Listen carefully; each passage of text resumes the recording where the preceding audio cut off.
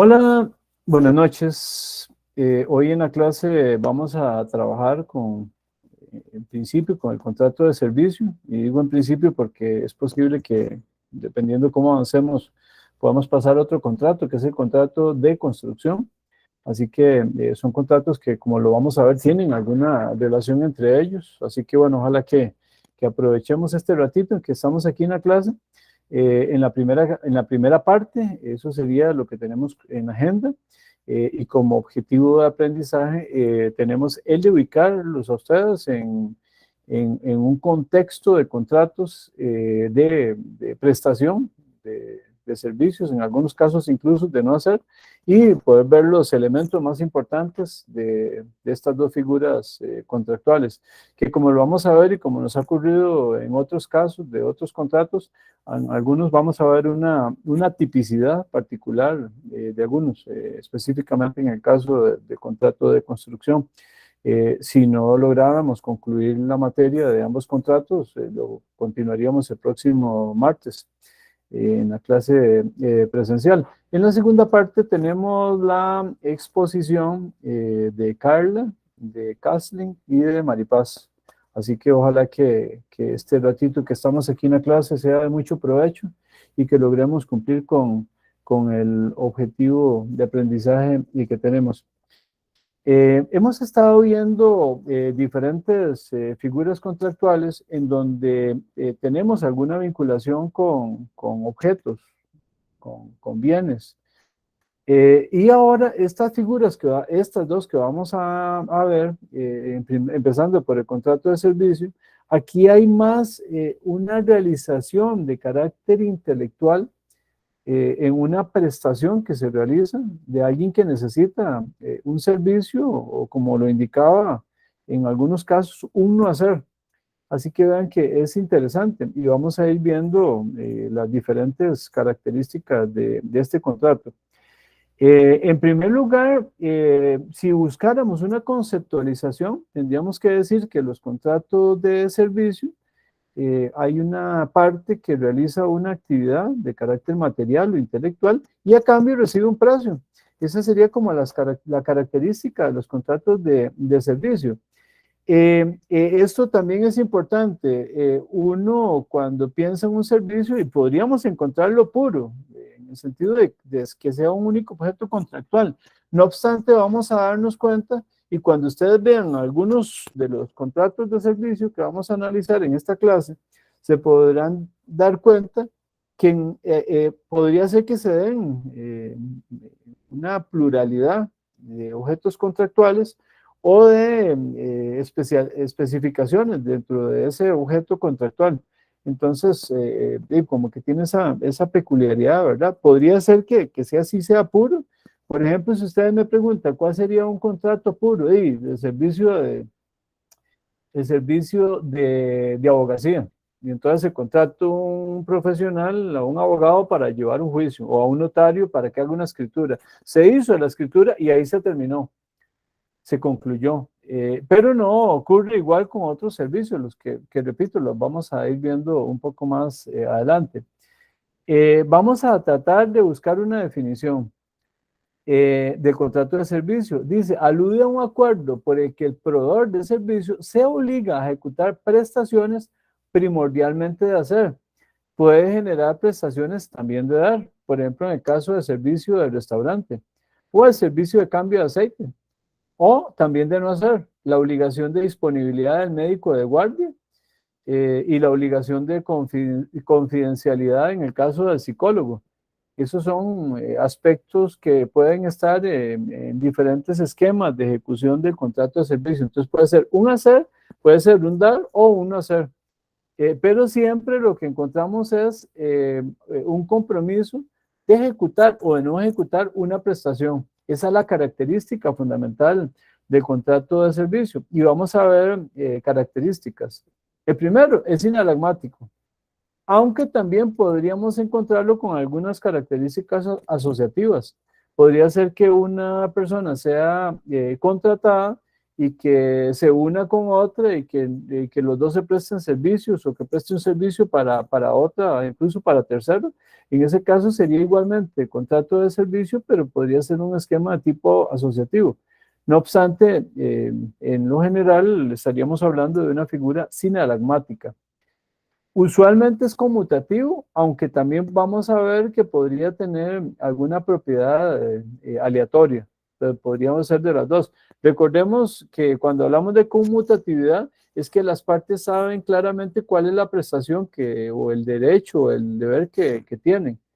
Y también puede ser o no de consumo, como ya lo vimos en el caso de servicio del restaurante, que también ocurre con algunos casos de actividades comerciales, de que se presta un servicio, pero es una situación directamente de consumo, que vamos a ver que incluso tiene algunas peculiaridades reguladas en la Ley de Promoción de la Competencia y Defensa Efectiva del Consumidor. Vamos a encontrar algunas diferencias entre algunos contratos, por ejemplo, con el que ya vimos, que creo que ustedes ya lo comprenden con bastante facilidad. En el caso de la locación de obra, que también se ubica dentro del contrato de servicio, por eso es que se ubica ahí esa figura de la locación de obra, que se entiende como obra, como la realización de actos materiales o intelectuales. Por ejemplo, cuando uno contrata a alguien para que realice un servicio profesional, por ejemplo, un diseño de una obra, eso estaríamos hablando de una locación de obra. O, por ejemplo, se contrata a alguien para realizar un texto, un libro. Eso sería también un caso de una actividad de tipo intelectual. Importante que en el caso de la locación de obra, el contratista no representa al contratante ni sus actos repercuten sobre el patrimonio del contratante en forma directa. O sea, él lo hace por separado y después simplemente entrega lo que se comprometió. A diferencia del mandato que hemos estado viendo, en donde la actuación del mandatario, del apoderado, lo realiza por cuenta y en interés prioritario del mandante. Recordemos que nosotros hemos estado viendo que el mandato puede ser representativo o no representativo. Nosotros tenemos en el Código Civil, y lo hemos señalado muchas veces, el mandato representativo, pero ya vimos que teníamos algunas manifestaciones también de encargo en el Código Comercio que hablaba de un mandato sin representación. Entonces, bueno, esas serían diferencias entre estas dos figuras. En el caso de la diferencia entre el mismo contrato que estamos viendo, el de servicio y el contrato laboral, vean que dentro de la definición que ubicábamos de contrato de servicio, decíamos que había una realización de actividad material o intelectual a cambio de un precio. Que por cierto les adelanto de antemano que estaríamos dentro de otra figura de las que vimos, como las que vimos que también en el caso, que eso es una semejanza con el contrato de mandato, que es un contrato de medios, no de resultados.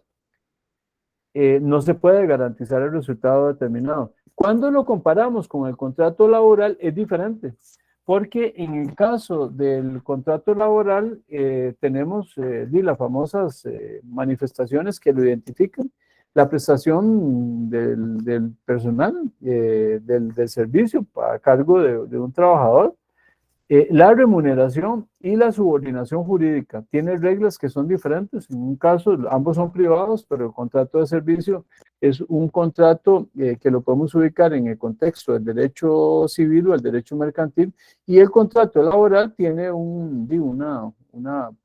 estas características y tiene particularidades, que lo que se requiere es la prestación de un servicio dentro de una obligación puramente de carácter laboral. También tenemos, y hablábamos ahora del tema de los servicios destinados al consumidor. Por lo tanto, también hablábamos de que en el caso del servicio podríamos encontrar alguna variedad de contratos de servicios de consumo. Y vean que cuando lo vinculamos con una actividad donde participa un consumidor, tenemos que obligatoriamente ubicarnos en el contexto de la ley de promoción de la competencia, defensa efectiva del consumidor. ¿Y por qué? porque a diferencia de lo que ocurre en materia civil y en materia mercantil, cuando hay de por medio una intervención de consumo, hay un acentuamiento, un fortalecimiento a la generación de medidas severas en relación con la ejecución del contrato. Es un contrato igual, se mantiene como un contrato de medios y aquí la información para protección del consumidor se vuelve importantísima y vamos a ver cómo hay una manifestación en el caso de esta ley de promoción de competencia donde habla con bastante claridad de lo que es la responsabilidad que ocurre con las personas, con los sujetos que intervienen en esa relación de consumo. Así que vamos a repasar el artículo 35 de esta ley que dice así. Régimen de responsabilidad. El productor, el proveedor y el comerciante deben responder concurrente e independientemente de la existencia de culpa, si el consumidor resulta perjudicado por razón del bien o del servicio, de informaciones inadecuadas o insuficientes sobre ellos o de su utilización y riesgos. Solo se libera quien demuestre que ha sido ajeno al daño. Los representantes legales de los establecimientos mercantiles o, en su caso, los encargados del negocio son responsables por los actos o los hechos propios por los de sus dependientes auxiliares. Los técnicos, los encargados de la elaboración y el control responden solidariamente, cuando así corresponda, por las violaciones a esta ley en perjuicio del consumidor. Gracias, Caleb. Vea el nivel de responsabilidad y como lo veíamos también, porque cuando veíamos auxiliares de comercio en la clase pasada y hablábamos del factor, hablábamos de dependiente, por ahí hablábamos de comisionista, de la gente, el comerciante asume responsabilidad frente al consumidor. Así que tiene, ¿verdad?, una responsabilidad objetiva directa que deriva de esta norma, pero también los proveedores de servicios también perfectamente podrían estar generando una vulneración a derechos del consumidor y como hay un pensamiento, una filosofía de creer que se está frente a un sujeto más débil en la relación, se le protege a través de estas medidas. E incluso en la ley de la promoción de la competencia, y cuando se habla de la Comisión de Protección al Consumidor, incluso puede llegar que esa afectación al consumidor incluso podría llegar a abarcar aspectos de responsabilidad de índole penal, para que nos ubiquemos, ¿verdad? Y ustedes vieron que también dentro de la lectura que Caleb nos hacía del artículo 35, vean que se refiere a figuras como los auxiliares de comercio que vimos en la clase pasada. ¿Y por qué? Porque se le traslada la responsabilidad directamente al dueño del establecimiento por un tema, repito, de responsabilidad objetiva. Vamos a ver ahora algunas peculiaridades de contrato de servicio, por ejemplo, lo que ocurre con un tema como con el contrato de servicio específicamente de asesoramiento. Aquí hay una persona que da una asesoría y ustedes tal vez encontrarán en algún momento cómo hay personas que a nivel nacional e internacional se dedican a eso, a dar asesoramiento. Y entonces se dan consultorías y dan asesorías, ¿verdad? En diferentes dimensiones. Aquí importante tal vez mencionarles, esto es un contrato de servicio igual como los que estamos viendo, pero aquí tal vez algunas indicaciones que son importantes que ustedes conozcan, es que estos servicios, en el momento en que se den en Costa Rica, estamos hablando de lo que se llama a nivel tributario de un ingreso de fuente costarricense. ¿Y eso qué significa? Que habría que aplicarle reglas de deducción del impuesto de renta, lo mismo que el impuesto de remesas al exterior, que por cierto en estos días están ahí como hay alguna discusión en la Asamblea Legislativa de disminución de los porcentajes del impuesto de remesas al exterior, y que diferencia dependiendo de la actividad que se realice. Ahí sobre particular remitimos a la ley del impuesto de la renta en el artículo 55, ahí está contenido también la ley del impuesto sobre remesas al exterior, Vamos a ver, por ejemplo, esta norma, el artículo 52, que dice así: objeto del impuesto. Aquí está hablando de las remesas al exterior. Grava toda renta o beneficio de fuente costarricense destinada al exterior. Si alguien viene aquí, asesora, y después tiene que trasladar esos ingresos al exterior, se graban en esa salida de recursos, se le graba en el porcentaje que la ley directamente establece. Veamos el artículo que estaba referido ahí, es el artículo 55. En donde en lo que interesa dice lo siguiente, Caleb. Sí.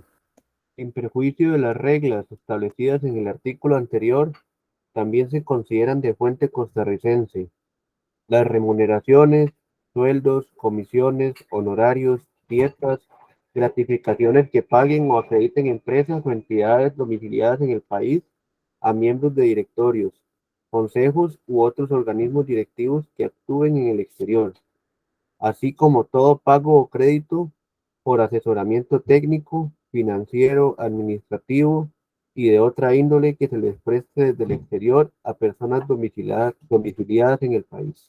Vean qué interesante. Ustedes, me imagino que ya en derecho administrativo habrán visto un poquito de derecho tributario.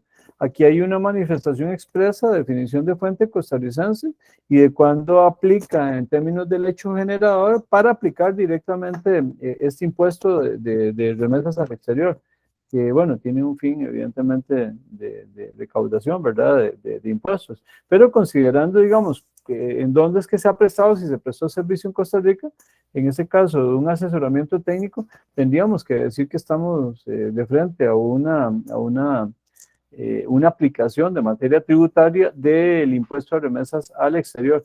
Que repito, yo no quisiera como quedarme mucho en esto porque es un tema muy particular de la aplicación de la materia tributaria, pero para que ustedes tengan la información importante, es que dependiendo de la actividad que se realice, así será el porcentaje que se aplica de remesas al exterior, con la indicación que les decía que en este momento hay alguna discusión en la Asamblea Legislativa para modificar el impuesto a remesas para disminuirlo, porque en algunos casos se considera que el monto que se está cobrando es muy alto. Hay montos incluso que se está discutiendo de un 30% que aplica para contratos como estos de asesoramiento y hay muchos que consideran que es un monto muy alto, ¿verdad? Que desestimula la presencia de expertos que podrían venir a generar asesorías, consultorías en Costa Rica. Tenemos, vean qué interesante, servicios médicos, un servicio, es un contrato de servicios. Cuando uno va a un profesional en medicina, por cualquier tipo de dolencia, cualquier tipo de padecimiento, estamos frente a un contrato de servicios. Puede ser un tema de salud estético o incluso de investigación, pero este sería un tipo de los contratos de servicio. De la misma forma como uno que es vinculado con con nuestra profesión, ¿verdad? Los servicios legales y notariales. Aquí vean que son contratos de ejecución instantánea, pero podríamos tenerlo también de tracto sucesivo, va a depender del tipo de contrato. Si uno va a pedir, por ejemplo, como les decía, un juicio, una escritura, estamos hablando de un contrato de ejecución instantánea. Pero si lo que ocupamos es una asesoría permanente para atender una cantidad de negocios, estaríamos hablando de un contrato a tracto sucesivo. Y también comentarles que en el caso de los servicios legales y notariales, los precios podrían ser acordados dentro de las regulaciones que contiene el arancel de tarifas de profesional en derecho y notarial. Y también, bueno, tenemos que lo que es y en ese sentido, digamos, también algunos que son específicamente tarifados. Y también tenemos el contrato de cuota litis, perdón. Nosotros lo habíamos comentado en el semestre pasado, pero para que todo lo tengamos claro, el contrato de cuota litis es un contrato en donde el profesional en derecho pacta con un cliente un porcentaje de lo que vaya a recuperar y no hay un pago inicial por parte del cliente. El riesgo se traslada al profesional, pero tiene que hacer una valoración si está dentro de un supuesto que le permite considerar que podría tener algún tipo de beneficio a nivel del ingreso a partir de los resultados de un proceso determinado. Ese sería el caso de contrato de cuota litis. Y vean que lo que les mencionaba, que por cierto, este arancel de que está referido aquí, se llama el arancel de honorarios por servicios profesionales de abogacía y notaría, que reiteradamente se está cambiando. El último que aparece, el vigente, es el 41.457 JP, publicado en el alcance 23 a la Gaceta 23 de 1 de febrero del 2019. Este arancel, si ustedes han seguido noticias, hay una discusión con el Poder Ejecutivo, con este gobierno, porque hay un interés de eliminar los aranceles mínimos, que son los que regulan estos aranceles. El gobierno lo que pretende es eliminarlos para generar una mayor competencia. Considera que se podría dar una disminución de lo que la gente paga. Los profesionales, en el caso del Colegio de Abogados, el criterio que han sostenido es que más bien eso podría generar una situación de competencia desleal, por un lado, y que más bien las tarifas se encarezcan más. Entonces, eso es un tema que está en discusión. Por el momento está suspendido la aplicación de la derogatoria de estos decretos, no solamente servicios de abogacía y de notariado, sino para otras profesiones que también han impugnado las disposiciones normativas que ha establecido el Poder Ejecutivo. Pero comentarles que en este momento todavía están vigentes, son tarifas mínimas, y a partir de eso las partes pueden venir y establecer un precio determinado. Esas son las condiciones de los profesionales en derecho. Vean que el artículo 3 específicamente de este arancel nos habla de pago de honorarios y deber de información. Esta norma dice lo siguiente: Los honorarios de los abogados deben ser cancelados en las oportunidades que corresponda, conforme a la naturaleza de los servicios profesionales brindados y en los términos que señale este arancel. Es deber del profesional advertir e informar al cliente sobre el monto de sus honorarios desde el inicio de la contratación de sus servicios. El cliente está en la obligación de cancelar los honorarios correspondientes a favor del profesional cuyos servicios contrató, independientemente del resultado final. Lo anterior, con excepción de aquellos asuntos en que se demuestre disciplinaria o judicialmente que en el ejercicio de su profesión el abogado ha perjudicado a su cliente culposa o dolosamente. Gracias, Caleb. Aquí se manifiestan características del contrato de abogacía y notariado, entre ellos que volvemos a señalar lo que ya vimos para los contratos de servicio, que son contratos de medios, no se puede garantizar un resultado en ningún supuesto. Así que son como elementos que no solamente se dan en el caso de contratos como el del abogado o el del notario, como ya vimos el de médico, se puede dar en muchas actividades profesionales de tipo liberal, en donde las personas cumplen con condiciones parecidas a las que estamos viendo aquí. Vean que también en términos de la fijación de honorarios, tenemos por ahí algunas normas de Código Procesal Civil que nos complementan lo que ya Caleb nos señaló en el arancel. Específicamente vamos a ver los que nos interesan. El 76.4, Caleb, de Código Procesal Civil. Los abogados y sus clientes podrán fijar contractualmente el monto de los honorarios y sus modalidades de pago respetando los límites impuestos por la ley y el decreto respectivo. Dicha estipulación no afectará a las partes contrarias del proceso, para efectos de fijación de costos personales. Eso significa que el juez puede determinar, ¿verdad? Y puede ser que le esté pagando muchísimo más de la tarifa. El juez perfectamente podría decir, no, reconózcase costas personales por los mínimos que establece el arancel. Pero tal vez me parece importante resaltar que esta norma habla de fijación contractual. Vean qué interesante, porque es nuestra materia. Así que se prevé una fijación en los honorarios del abogado, que nos resaltan características como las que vemos para los contratos de servicio. Esta norma también tiene que ver con el contrato que les explicaba, ese es el convenio de cuota litis que está en el artículo 76.5, Caleb. Es lícito el convenio de quota litis entre el abogado y su cliente, siempre que no exceda el 50% de lo que, por todo concepto, se obtenga en el proceso respectivo, porcentaje que comprenderá hasta el proceso de ejecución de sentencia, de cualquier naturaleza que éste sea, en el caso en el que el profesional supedite el cobro de sus emolumentos al triunfo de la demanda u otro resultado favorable que las partes determinen. El convenio deberá constar por escrito y disponer el modo cómo se han de repartir o asumir los gastos, garantías o los resultados adversos del proceso. Será nula cualquier estipulación que conceda mayores beneficios a favor del abogado, aun por intermedio de terceros, y la cesión que se haga con la finalidad de permitir el ejercicio ilegal de la profesión de abogado. Gracias, Caleb. Tenemos también el caso de contratos de servicio de consultoría en ingeniería y arquitectura, que como les decía, podríamos encontrar diferentes manifestaciones de ejercicio liberal de profesión, ¿verdad? Que este sería también el caso de profesionales en esta rama. Aquí la empresa o el profesional se encarga de generar a favor de un propietario servicios, por ejemplo, de diseño, inspección, administración de obras, incluso de actividades conexas a cualquiera de ellas. Y también en ese caso, en el caso de profesionales en ingeniería, también ellos cuentan con un arancel, el arancel de profesionales de Colegio Federado de Ingenieros y Arquitectos. Es muy parecido a lo que ocurre con el caso de los profesionales en derecho.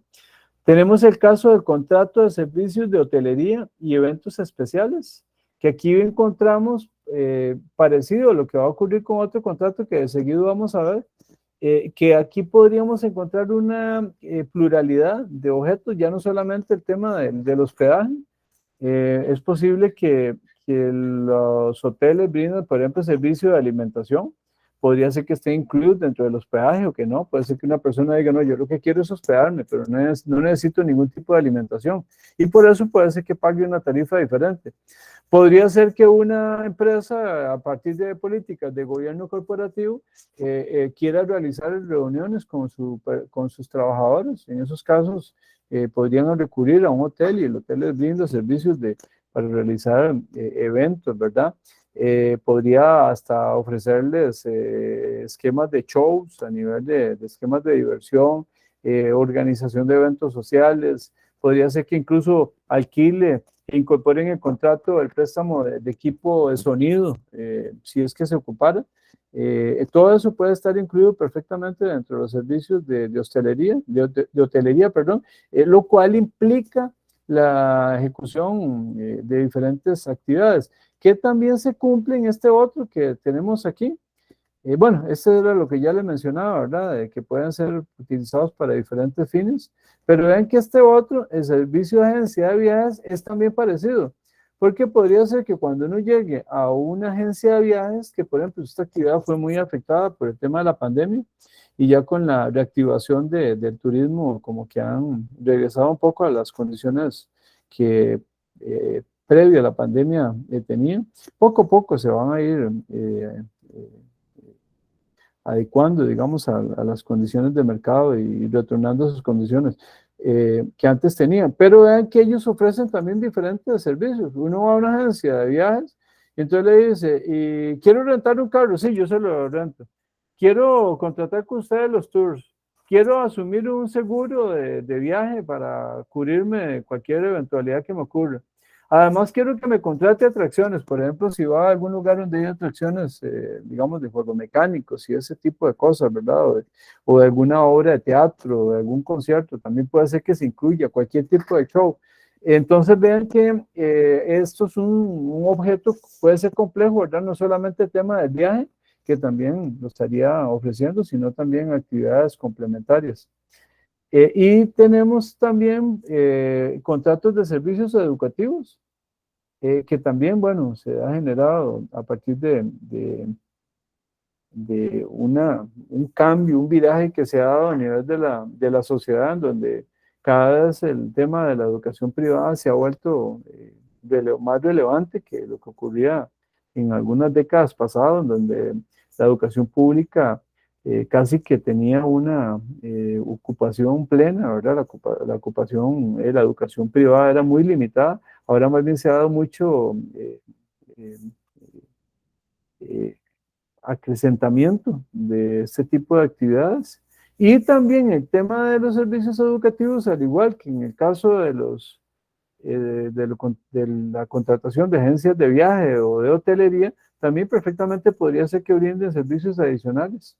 Pues podría ser que tengan servicio de transporte para los estudiantes o que den clases que no esté incorporado a un currículum determinado. Eso sería de una apuesta de oferta de servicios que estaría desarrollado por una empresa que contrate o servicios educativos en forma privada. Incluso hay centros que, por ejemplo, ofrecen que le dan alguna cercanía con algunas instituciones educativas en el exterior y esos son servicios también adicionales. Entonces la persona contrata y perfectamente podría en forma complementaria realizar estudios en alguna otra institución educativa a nivel internacional. Y tenemos el caso también que dentro de esta gama importante de contratos de servicio, los contratos de asistencia a personas con situaciones especiales de atención.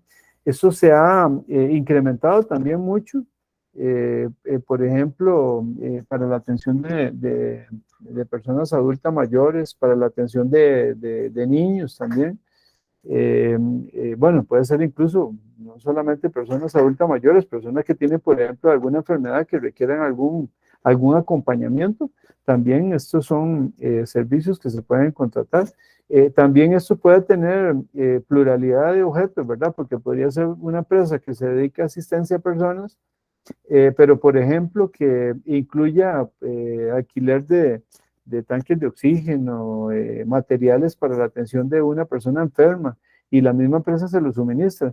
Entonces también podría encontrar situaciones en donde se da el cumplimiento de otros objetivos diferentes de la prestación principal que se pretende contratar por las partes. Y bueno, esto era lo que teníamos que ver con el contrato de servicios. Para las personas que están aquí en la clase, de la misma forma como las personas que posteriormente van a poder tener acceso a la grabación de la clase, les comento que, bueno, no nos alcanzó el tiempo para ver el contrato de construcción, el cual lo desarrollaríamos el próximo martes en la clase presencial que tenemos allá en la facultad. Por ahora vamos a tener un receso de 5 minutos, son las 8:58, a las 9:03 estaríamos regresando, pero primero Byron levantó la mano. Byron, Hola, profesor. Son dos preguntitas. Es sobre la presentación, tal vez me daría el permiso. sobre la La, presentación. sí, la pregunta uno es, como el contrato de servicios no asegura el fin, sino el medio, ¿cómo se deriva la responsabilidad en los contratos, como por ejemplo el contrato de agencia de viajes, en el cual se hace un pago y si no se cumple la expectativa en el sentido material, digamos, de que no se hace el viaje, no se da la cuestión que se está pagando, me imagino que se genera una acción civil resarcitoria o algo para poder enmendar lo pagado. Y ahí cómo se vería eso de la responsabilidad cuando lo que asegura es el medio y no el fin. Y la segunda pregunta es en el caso de los contratos de servicio, cuando vemos la diferencia con el mandato, me genera ahí la duda, digamos, la especialidad es lo que hace la diferencia y que no hay como una subordinación de lo que hace, porque en la hora del contrato de mandato siempre existe como una verticalidad que se puede dirigir, en cambio en el otro no, ¿verdad? Eso es como también una forma de diferenciarlo, es que me tiene como cierto parecido. No, no, no, me parece que valen las dos preguntas. En el primer caso, Byron, es que el contrato de servicio por naturaleza es de medios y no de resultados. Pero, por ejemplo, cuando lo analizamos desde la perspectiva del consumo, sí es del resultado, porque uno paga por algo que tiene que recibir. Por ejemplo, si usted va a un restaurante y a usted le dan el menú, usted va a pagar por lo que usted pidió, por lo que está ahí en el menú. Y entonces le prestan un servicio y ahí sí tienen que cumplirle. Si, por ejemplo, usted pidió algo diferente, usted tiene todo el derecho de negarse a recibirlo. O incluso si no se lo dan, a demandar a la empresa porque está incumpliendo con un ofrecimiento que no cumple. En el caso que usted citaba de la agencia de viajes, es otro ejemplo que también es un contrato de servicios de consumo. ¿Por qué? Porque usted sí efectivamente contrata algo que tiene que ser ya definitivo, es un resultado. Entonces, usted le tienen que dar los tiquetes de avión, le tienen que dar las entradas a las atracciones, le tienen que dar la copia de seguro, le tienen que dar el voucher de la, del, ren- de la renta car para efectos del vehículo que usted solicitó. Entonces, en ese caso sí tendría esa naturaleza de que sí ahí se sería una orientación más hacia el resultado diferente a otros contratos de servicio, por ejemplo, como el del abogado, en caso de contratación para un proceso, no puede garantizar el resultado. Pero ve aquí interesante, en el caso del contrato con un notario, uno podría acercarse un poco a un contrato de resultado también. Porque si yo lo que hoy a que le pido es, necesito que me haga una declaración jurada notarial, yo voy, emito la declaración y me la entregan. Ese es un contrato también de resultado. Entonces, la respuesta que le daría es que podríamos encontrarlo, las dos manifestaciones. Normalmente se trata de ubicar el contrato de servicio como de medios y no de resultado, pero podríamos encontrar en casos de consumo que sí estamos frente a figuras propiamente de resultado. Eso en relación con la primera pregunta.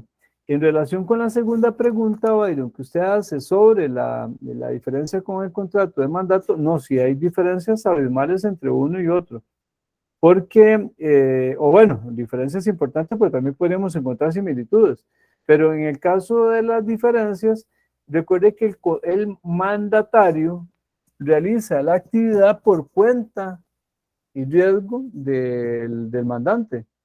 Y él ejecuta una labor determinada en que lo que hace es sustituir de alguna manera, digámoslo de esa forma, sustituye al mandante.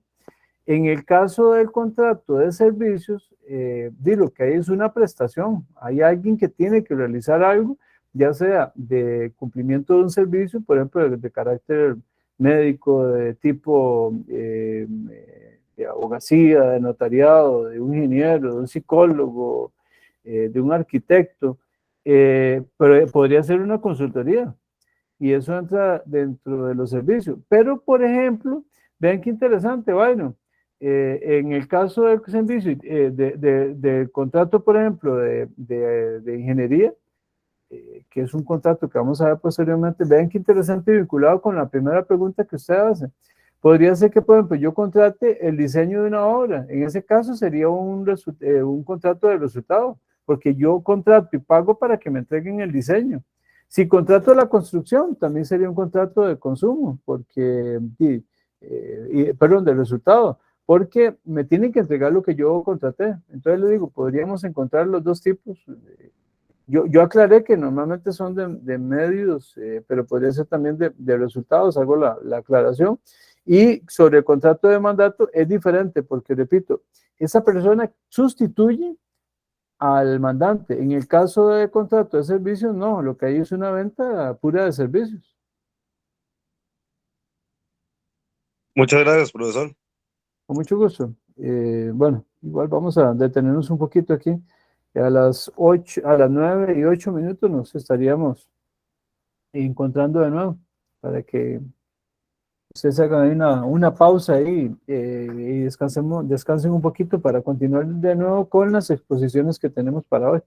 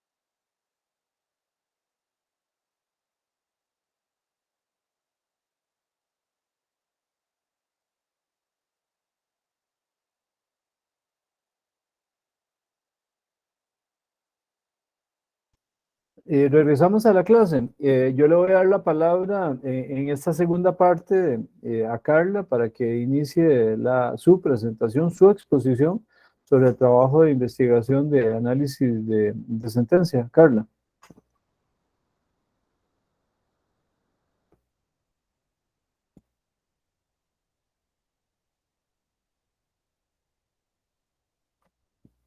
Hola, Carla. Carla, tal vez Sí, hay que profesor. abrir, sí, ¿Perdón? abrir no, que hay que abrir el micrófono por si acaso está ahí en la barra de abajo. Y para Sí. presentar en el rectángulo la flechita y ahí usted escoge la presentación. Le estoy dando compartir. Bueno, me avisa si ya ven. Ya ahí la tenemos, sí, nada más póngala a modo presentación. Ahí está, perfecto, tiene Listo. la palabra. Puede marcar ahí donde dice ocultar para poder verla completa. Ahí. Perfecto, sí, y ahí está ya, perfecto. Tiene la palabra, Carla. Bueno, a mí me tocó la resolución número 8 del 2017, que consistía, bueno, en CCME, Convenio Clínica Medicina de Empresa Sociedad Anónima versus Hewlett Packard Costa Rica Limitada. Los hechos relevantes, bueno, en criterio de la primera sociedad, CCME, Convenio Clínica Medicina de Empresa Sociedad Anónima, la terminación del contrato obedeció a una rescisión unilateral injustificada de parte de la segunda, a saber, Hewlett Packard Costa Rica Limitada, y con fundamento en lo anterior, la primera demandó a Hewlett Packard por incumplimiento contractual al mantener deudas insolutas y dar por terminado el contrato sin justificación y sin conceder el preaviso pactado. CCM, Convenio Clínica Médica de Empresa Sociedad Anónima, acusa también indefensión por denegación de prueba admisible, amparado en el canon 594, inciso 2 del Código Procesal Penal, civil, y señalaba que para demostrar los hechos que determinaron la transacción suscrita por ambas partes de este asunto, ofreció prueba confesional y declaración de parte de su representada. Debido al anterior, exige la nulidad de lo resuelto y el reenvío al tribunal para que una vez hecha la reposición correspondiente, fallara con arreglo a derecho. Los puntos centrales de fondo del litigio: el juzgador de primera instancia rechazó la excepción previa de transacción y ordenó continuar con el trámite del proceso, ya que al conocer la excepción previa de transacción opuesta por la demandada, el acuo indicó que, según el artículo 1370 mencionado, le da al contrato de transacción la característica de un contrato solemne, que no solo debe constar por escrito, sino además contener los demás requisitos expuestos para su validez y eficacia.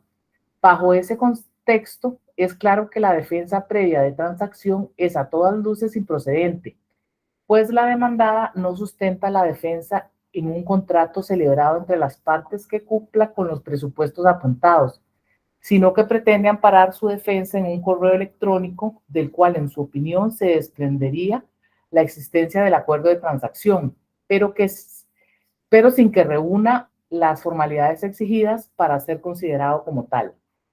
También faltó la aportación del contrato escrito, que conduce a que las pruebas del interrogatorio de parte y de confesión, así como la testimonial y el acta notarial ofrecidas por la demandada, resultaron a todas luces inconducentes y en consecuencia inadmisibles para demostrar la transacción invocada por la accionada. Como segundo punto, el Tribunal de Alzada rechazó la apelación planteada por la parte demandada y confirmó la resolución de la CUO. Eso se dio ya que en ese caso la parte recurrente hacía descansar su pretensión en un supuesto correo electrónico emitido el 2 de junio del año 2011, en el que se ofrecía pagar un monto de $68,275.25. No obstante, no se puntualizaban en él las pretensiones sobre las que se realizaba el acuerdo, la forma y circunstancias del convenio y la renuncia a cualquier acción posterior. Evidentemente eso, como era un mensaje anterior a la instauración del proceso, no se evidenciaron las concesiones recíprocas hechas por las partes y tampoco dijo la parte demandada en qué consistía la supuesta transacción a fin de determinar la viabilidad de las pruebas ofrecidas por el recurrente para intentar su demostración. Y en ese sentido, su rechazo fue acertado por la segunda instancia, pues no son útiles no eran útiles para el fin perseguido. Entonces, inconforme con lo resuelto, el apoderado especial judicial de la accionada interpuso el recurso de casación ante la sala primera. Y la sala lo que dijo fue que, bueno, en primera instancia la CU arribó a la conclusión de que al sobrepasar el valor de lo supuestamente transado, la suma de 250 colones, que el contrato de transacción debía ser solemne y en consecuencia de ello se imponían como requisito de validez y eficacia que constara por escrito y cumplía los requerimientos que disponen los numerales que se mencionaron. Así, al analizar las particularidades del presente asunto, la CUO examinó el correo electrónico ofrecido como prueba de la transacción y determinó que no cumplía con las formalidades exigidas para ser considerado como tal. Aunado a eso, el ADKEM puntualizó que en ese documento escrito no se concretaban las pretensiones sobre las que se realizó el supuesto acuerdo, la forma y circunstancias del convenio, la renuncia a cualquier acción posterior, la aceptación de la parte contraria y que incluso el pago al que se hacía referencia no se realizó porque la misma demandada reconocía que el cheque con el que pretendía cancelar quedó a disposición de la actora en las oficinas de Hewlett Packard. Así las cosas, y bueno, lo que consideró la sala, que era una cuestión lógica, de que la transacción no tenía carácter solemne y que la interesada tampoco aportó el contrato escrito, con las formalidades de ley, las demás pruebas ofrecidas, como por ejemplo el interrogatorio de parte y la confesional, devinieron más bien inútiles en orden de acreditar la transacción. O sea, que se prescindía de las probanzas mencionadas, no como una actuación arbitraria e injustificada de la ADKEM, sino que era más bien consecuencia del razonamiento inicial, el cual no fue aportado al contrato escrito, con las debidas formalidades que lo acreditaban como transacción. Y por ende, la prueba devenía inconducente para tal fin. Perdón, ¿qué es? Según las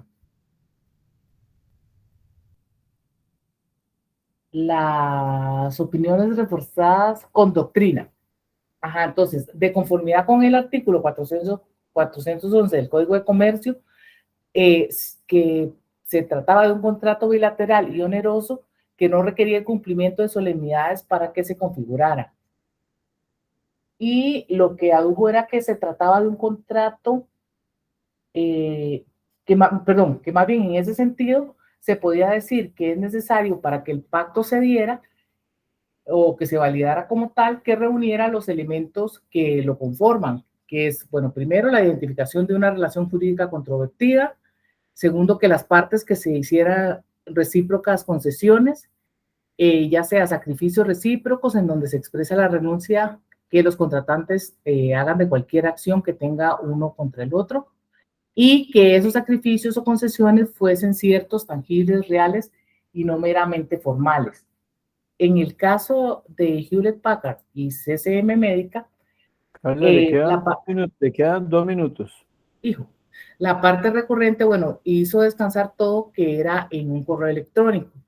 Entonces, el pago que se efectuó afirmaba que más bien que le interponer la excepción que se conocía y que el cheque con el que se pretendía hacer el pago quedó más bien a disposición de la parte actora, o sea, nunca ni siquiera se hizo el pago. Entonces, no se evidenciaban las concesiones recíprocas hechas por las partes y tampoco, como dijo la parte demandada, se indicaba en qué pretendía la supuesta transacción, perdón. Bueno, aquí está lo del numeral de 1369 y 1370, donde tampoco se evidenciaba que hubiese algo de eso. Y bueno, había una sentencia similar que es la 17 del año 1994, donde la sala tenía el precedente de que, bueno, de que debían cumplirse esos artículos para que se cumplieran las partes formales del contrato. Esta es parte de la misma sentencia y las conclusiones. El aspecto esencial para determinar que se está en presencia de una transacción es que en el acuerdo existan sacrificios o concesiones recíprocas entre las partes sobre cuestiones tangibles y reales, que no se concretó ni surtió efectos entre las partes porque una de ellas no recibió el dinero que se le pretendía girar como pago del finiquito, incluso estaban en las mismas oficinas de Hewlett Packard. Tampoco se explica suficientemente a qué motivo se debía el finiquito ni cuál era la relación jurídica que vinculaba a las partes. Lo único que había era un correo electrónico que la demandada pretendía oponer como sustento probatorio de la excepción de transacción y que no cumplía con las formalidades exigidas por la ley para ser calificado como tal. Eso sería. Gracias a usted, Carla. Me parece que muy clara su explicación. Nada más una pregunta. Sí. ¿La sala mantuvo la sentencia de Acu y de Cuen? Sí, lo que hizo fue reforzar las dos. E incluso también estaba el otro precedente de la sentencia de la 17 del año 94, también en ese mismo sentido. Ok, gracias, Carla. Bueno, con gusto.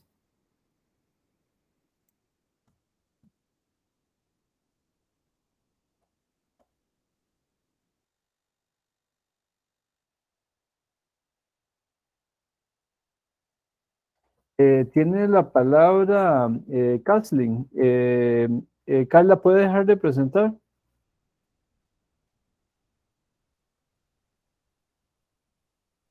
Gracias. Sí, claro, profe. Creo que ya lo hice. Ajá. Ya, ahora sí, perfecto. Okay.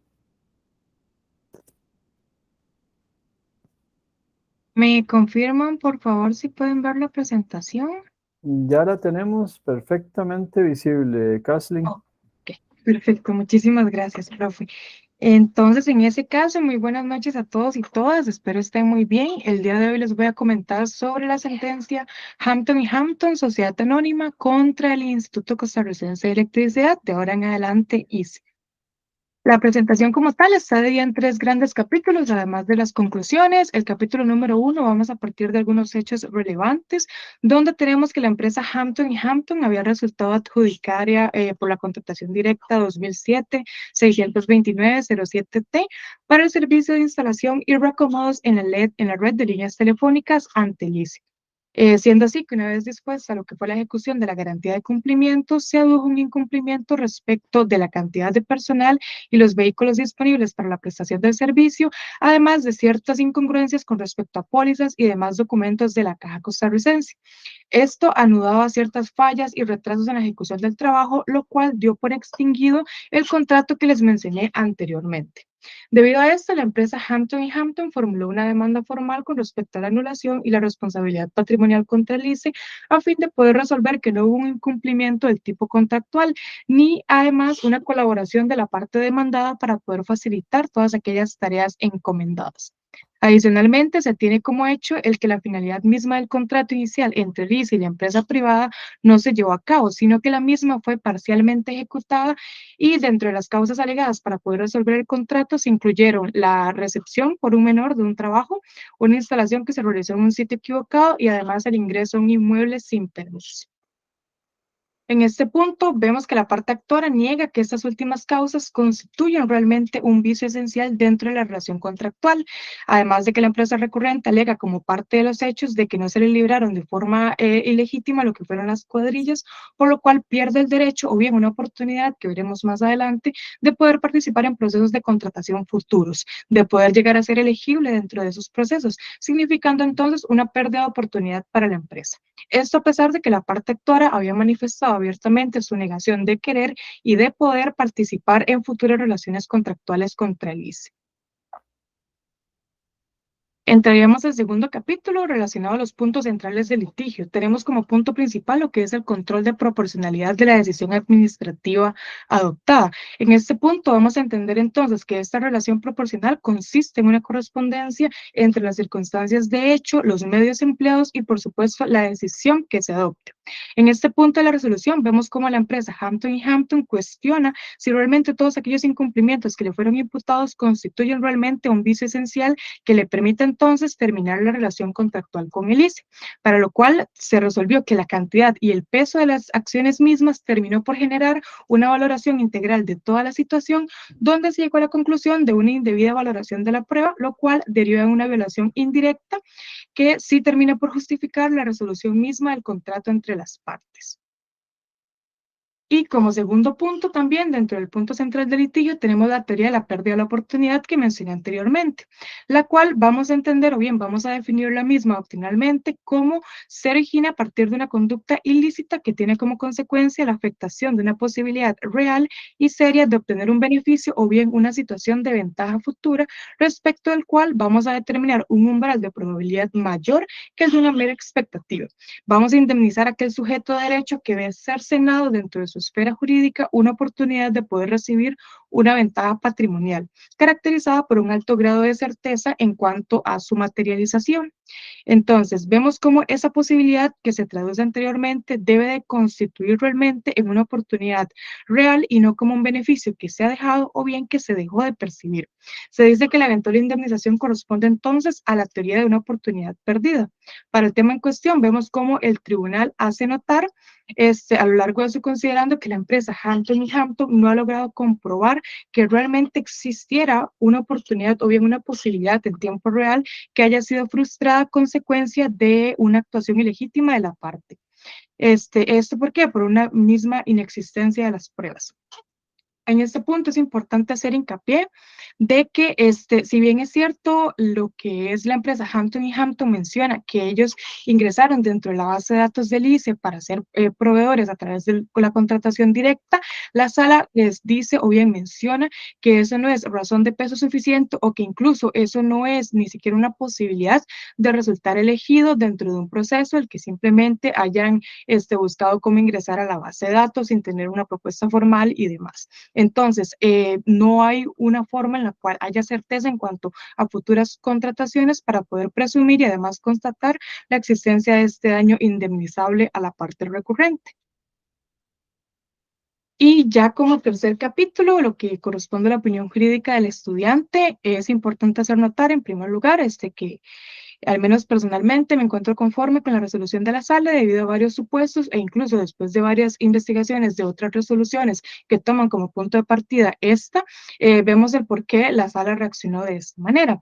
Entonces, vemos, por ejemplo, la resolución número 02975 del año 2020, donde sí se aplicó esta teoría de la pérdida de la oportunidad, ya que menciona y además se logra probar la pérdida de un privilegio hipotecario debido a que la parte actora no trae una extinción de la deuda y tampoco una correcta indemnización de los términos pretendidos. Por ende, de forma probatoria, se llega a comprobar que hubo una situación la cual se perdió debido a una actuación ilegítima.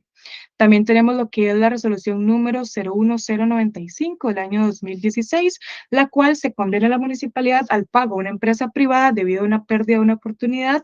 Esto debido a que la empresa dejó de percibir o bien no logró llegar a percibir al no resultar adjudicada una licitación. Esto a pesar de que ya se había ingresado a la base de datos, ya había pasado todo el proceso y que además fue la empresa que obtuvo la mejor calificación entre las otras, a lo cual hay una gran incongruencia debido en ese lapso en el por qué no se eligió, a pesar de que ya tenía una gran parte de las etapas avanzadas y completadas. Entonces, está ante una posibilidad real y actual de parte de esta empresa.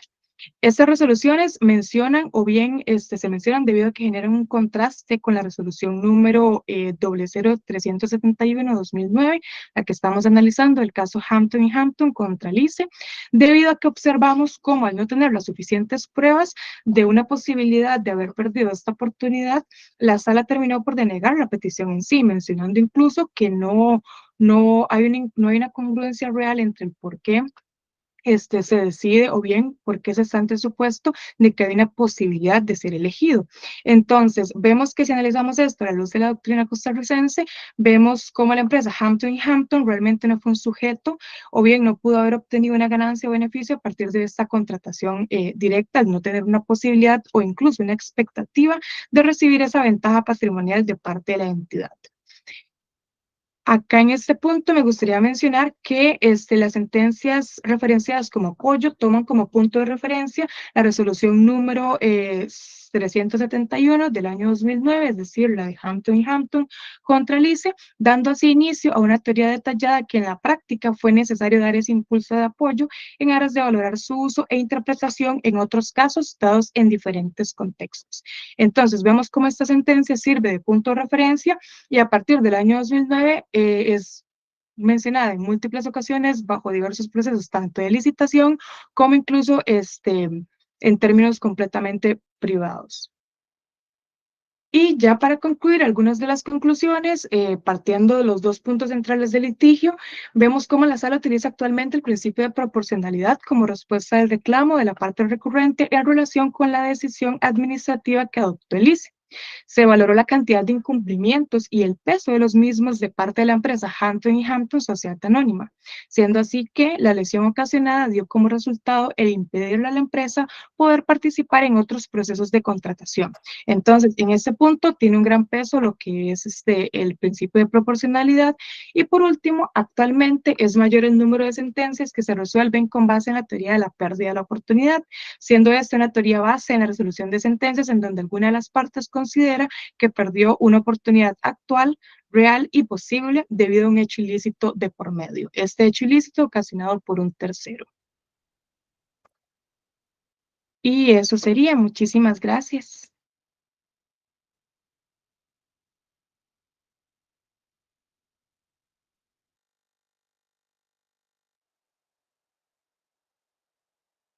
Profe, tiene el micrófono apagado.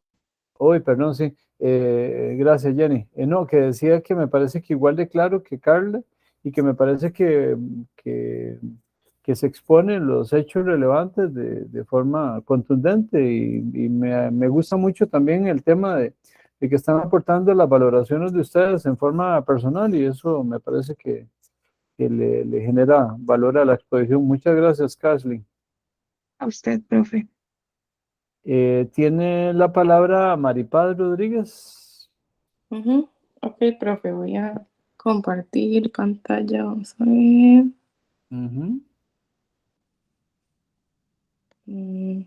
A ver, yo no sé.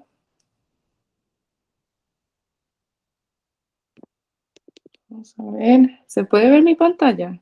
Sí. Ok. Nada más lo pone en pantalla completa. Ahí se ve. Ahí se ve perfecto, sí. Ok, perfecto. Bueno, entonces yo voy a hablar sobre el caso de Costa Rica Country Club, Sociedad Anónima versus el Estado. Bueno, con relación a los hechos, se tiene que el 23 de noviembre de 1999, la Administración Territorial Tributaria de San José de la Dirección General de Tributación le ordenó al Castillo Country Club S.A. a pagar 79.254.000 colones por medio de los traslados de cargos por ingresos que no pagó durante los periodos fiscales de 1997 y 1998. Posteriormente voy a hablar sobre estos ingresos, ¿verdad? Que no se supone que no pagó. Bueno, posteriormente la sociedad interpuso el incidente de nulidad e impugnó las resoluciones administrativas del 97 y 98, pero estos reclamos los declaró sin lugar la Administración Territorial Tributaria el 4 de agosto del 2000. Luego, el 4 de septiembre del 2000, la sociedad reiteró el incidente de nulidad e interpuso los recursos de revocatoria con apelación y subsidio contra los traslados de cargo, pero la Administración Territorial Tributaria de San José el 18 de octubre del 2000 rechazó la nulidad y la revocatoria y admitió la apelación presentada ante el Tribunal Fiscal Administrativo. Luego, el tribunal denegó el incidente de nulidad, por lo tanto, confirma la resolución anterior y agota la vía administrativa el 14 de noviembre del 2003. Para el 29 de marzo del 2004, la Sociedad Country Club interpuso el proceso especial tributario y pide que se declaren nulas las resoluciones administrativas donde le cobraban el impuesto sobre la renta de los ingresos obtenidos en los periodos de 1997 y 1998. Bueno, el Estado contesta negativamente la demanda y pide que se rechace la misma. Y el Tribunal Contencioso Administrativo declaró sin lugar en todos los extremos la pretensión y condenó a la sociedad a pagar las costas personales y procesales. Finalmente, el Costa Rica Country Club S.A. interpuso ante la Sala Primera el recurso de casación. Ok, sobre los aspectos de fondo. Bueno, para entender mejor, ya explicando sobre los ingresos, ¿verdad? Los pagos que se supone que no realizó el club, son más que todo por la cuota de ingreso que deben realizar los candidatos a socios del Costa Rica Country Club para poder convertirse en socios en caso de ser admitidos, porque también tienen que admitirlos. Se le conoce como cuota de ingreso y la administración tributaria considera que a esas cuotas se les debe cobrar el impuesto sobre la renta. Y por este motivo es que se da litigio, ¿verdad? Y bueno, sobre los aspectos ya de fondo propiamente, el Costa Rica Country Club S.A. dice que el pago de los socios por el ingreso al club y el goce de los servicios e instalaciones de este es un tipo de aporte informal al capital social, que los juzgadores interpretan mal el artículo 121 del Código de Comercio, porque es incorrecto pensar que solo van a estar excluidos del impuesto sobre la renta, ¿verdad? Sobre la renta gravable, los aportes formales al capital social, ya que el impuesto sobre la renta no se basa en formas jurídicas, aplicando de esta manera el criterio de realidad económica. Pero, bueno, el club también menciona que el club desarrolla una actividad de asociación paralela diferente a la de una sociedad anónima, en la que el club busca agrupar a las personas para que disfruten de las instalaciones del club y no para obtener dividendos. Digamos, ese no es su fin principal y que desde hace mucho tiempo también tienen no estar como cobrando los dividendos y así. Y dice que la legislación vigente también permite que una sociedad anónima haga una actividad similar a la de una asociación y que no necesariamente debe ser su finalidad el lucro, y también eso está dentro de sus estatutos, que ese no iba a ser su fin principal. De igual manera, indica que hay diversos tipos de socios en este club y bueno, para ser socio no requiere ser accionista de acuerdo con sus estatutos. Entre los tipos están pues, los socios accionistas, que son los que participan del capital y asambleas de la sociedad, mientras que los residentes pagan una cuota de ingreso y al ser admitidos pueden disfrutar de las instalaciones del club. Pero alega que el tribunal anterior ve la relación de esta sociedad con sus socios residentes como una relación de cambio y no asociativa, y que valora desproporcionadamente que los socios residentes no tengan derecho al dividendo ni al voto en la asamblea, sin ver que lo importante para este caso, de acuerdo al club, es la ventaja de usar las instalaciones y no la de obtener los dividendos. Bueno, con respecto a lo que resuelve la sala, bueno, el Tribunal de Casación de la Sala Primera declara sin lugar el recurso, condenando a costas, ¿verdad?, a la parte actora del club, y también dice que está de acuerdo con la resolución anterior porque establece que la condición de socio propiamente de una sociedad anónima lo determina el aporte que hace al capital, y que esta condición se adquiere con el pago y tenencia legal de una acción. El tribunal aclara que lo que llama el Costa Rica Country Club como socio residente es diferente del socio de una sociedad anónima, porque no aporta al capital social al no tener acciones. Entonces, el admitirlo no genera cambios en el pacto social y este tipo de socio también requiere permiso de la junta directiva para el goce de las instalaciones. Entonces, también menciona que, bueno, como el socio residente solo paga una cuota para ser admitidos y gozar de las instalaciones del lugar, y además, si no es admitido, se le devuelve su plata, se les debe llamar como miembros en lugar de socios. Más que todo dice que es como una membresía, un tipo de derecho, pero no propiamente socios de una sociedad anónima.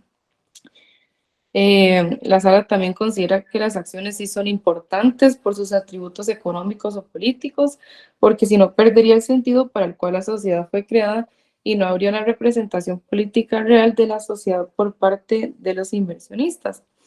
Y bueno, por otra parte, también menciona que esta sociedad no funciona como una asociación porque fue constituida como una sociedad anónima y se requiere el aporte del capital de los socios para hacer su fin empresarial y dividir las ganancias entre ellos. Y bueno, finalmente dice que los pagos de los periodos fiscales de 1997 y 1998 no son un aumento al capital social, sino que es más bien la venta del derecho para poder ser socio para usar las instalaciones, por lo que sí considera que debe ser sujeto al impuesto sobre la renta. Bueno, también hubo, ¿verdad?, estos votos salvados que también me parece importante mencionarlos, que son de los magistrados Anabel León Feoli y Román Solís Zelaya. Ellos concluyen que más bien debería ser declarado con lugar, pues dicen que los ingresos obtenidos por la sociedad en los periodos fiscales de 1997 y 1998 por cuotas de derechos realizadas por los socios residentes más bien son un aporte de capital y por este motivo están exentos del impuesto sobre la renta, de acuerdo con el artículo 6 de la ley del impuesto sobre la renta. También piensan que el pago se hace por el derecho a pertenecer a un grupo social y no exactamente por el uso de instalaciones o ingresos de operación, por lo que no es renta bruta. Señalan que la sociedad realmente es una organización de naturaleza asociativa, por ser su finalidad el goce de las instalaciones del club, al no ser el lucro su principal objetivo, a pesar de haberse constituido como una sociedad anónima, y que eso es totalmente permitido, y que lo que importa realmente es que los socios accionistas y residentes, para poder ser ambos socios y usar los beneficios del club, deben hacer un aporte económico. Entonces tienen la misma condición de socio a pesar de ser diferentes tipos de socios. Igual se les considera socio. Y que el tener acciones no es lo importante. Y bueno, ya finalmente, los magistrados consideran que por el principio de realidad económica, dicho pago como requisito para ser admitido como socio, en ambos casos no es una utilidad ordinaria agravable, sino que es un aporte patrimonial porque no responde a un servicio en particular, no es por una contraprestación, porque al no ser admitido como socio, se le va a devolver el dinero al final. Y bueno, muchas gracias. Gracias a usted, Maripaz. La exposición igual muy clara y creo que nos pone en contexto un montón de temas relevantes, ¿verdad? En este caso, principalmente vinculado con el tema tributario y la afectación de una actividad de un club social. Le agradezco su exposición, lo mismo que a Kathleen y a Carla. Y creo que con esto estaríamos concluyendo la grabación de la clase. Recordarles para los que ven la grabación que el próximo martes estaríamos trabajando con el contrato de construcción y es muy posible que empecemos con el contrato de depósito. Entonces, para los efectos de lectura correspondientes. Muchas gracias. Gracias, profe. Gracias.